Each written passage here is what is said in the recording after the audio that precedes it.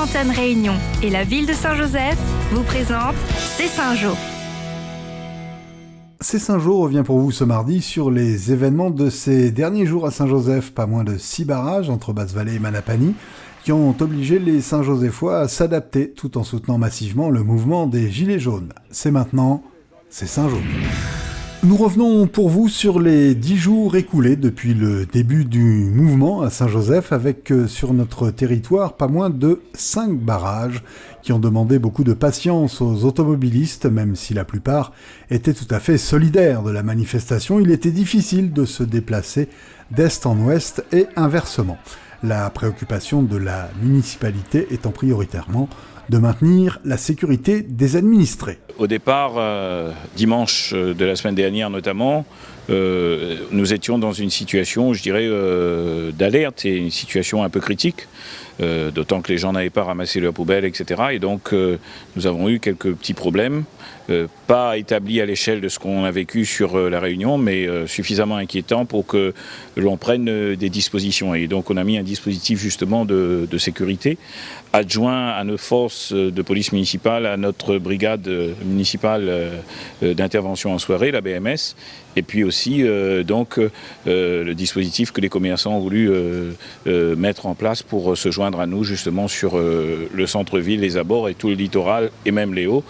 Et ça a plutôt bien fonctionné. Côté sécurité, il est à noter la parfaite coordination entre la brigade municipale de surveillance, la police municipale, la gendarmerie et bien sûr les pompiers qui sont intervenus sans délai sur les quelques départs de feu, évitant ainsi que ces incidents ne prennent plus d'ampleur. Mobiliser également les commerçants du centre-ville dans un souci de protection de leur outil de travail. La municipalité s'est employée à solutionner les problèmes les uns après les autres. En voici 2 exemples. Les plans habituels que l'on a ont été quelque peu bouleversés, puisque la carte géographique que l'on connaît et la carte de circulation a été complètement perturbée avec les points de blocage que l'on a sur Vincent d'Eau, sur Langevin, sur Manapani, et que sais-je encore, sur la croisée Calaya, donc à Carrosse-Petite-Île, mais qui concerne notamment Saint-Joseph.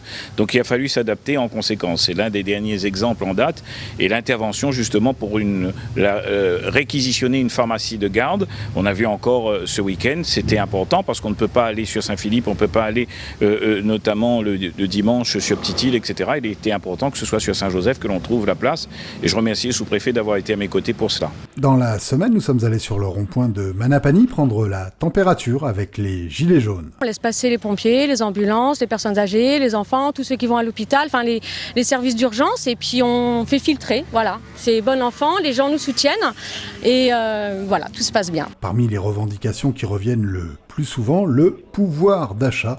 En clair, la vie chère, trop de taxes, sachant qu'à La Réunion, on n'a pas des taxes pareilles qu'en métropole. Donc voilà, il y en a marre de voir que le caddie, il y en a moins dedans. Et c'est aussi les premiers prix. Sincèrement, moi j'en ai marre. J'ai presque honte même des fois de faire les courses. Parce qu'à mettre des boîtes de conserve Eco Plus, excusez-moi pour avoir nommé une marque, mais sincèrement, les durs. À l'heure où vous regarderez ce reportage, tout le monde est suspendu aux annonces que pourrait faire la ministre lors de sa venue dans notre île. En attendant, la mobilisation des manifestants est intacte.